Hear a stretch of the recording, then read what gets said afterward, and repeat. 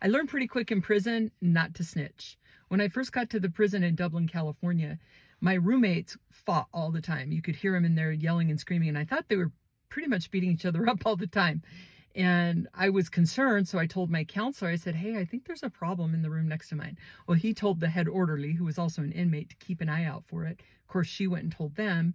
And one day during count time, which is supposed to be quiet in the whole unit, there were two sides of the unit. So when the officers got done counting us, they walked to the other side.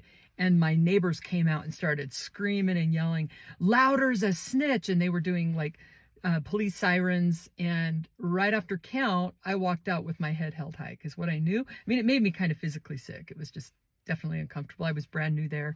And they posted a sign that said, watch out for snitches, and with my name. It was, I mean, it's funny now, but it was not cool then. So I remember asking my boss in education, she worked there, and I said, hey, should I be concerned? And she said, no, I think they're just trying to be dominant and scare you, but I don't think anything will come of it. But if you feel uncomfortable, you can go let an officer know and they'll put you in the shoe to protect you. No, I don't want to go to the shoe to be protected. So I just kind of continued on that path of holding my head high. I definitely got bullied a little bit, but what ended up happening was that same woman who was kind of loud and obnoxious got in a fight with an officer. So she was doing laundry during count because once they tell you to get to your room, she thought, I'll just throw an extra load in. And he came in and just started railing on her.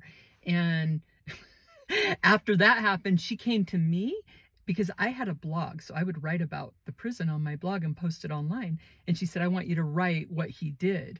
Like, because all the officers were reading my blog too. So it was a way to like get even with him. And I'm sad to say that I actually did that. I'm kind of ashamed of it. In fact, after I did it and posted it, he got in trouble. And my boss, who I really respected, said to me, hey, Louder, like, do you think that was the right thing to do? And it really wasn't the right thing to do. And that's when I realized, like, I need to be true to my own integrity, because I knew that there were two sides to that story. And so I also learned that if I have something to say to somebody, go to them directly. It isn't always easy to do, but if I would have gone to my neighbors and said, hey, you guys, I'm hearing a lot of noise in here, it's kind of freaking me out, they would have just probably made fun of me, but it didn't help to go to the officers either.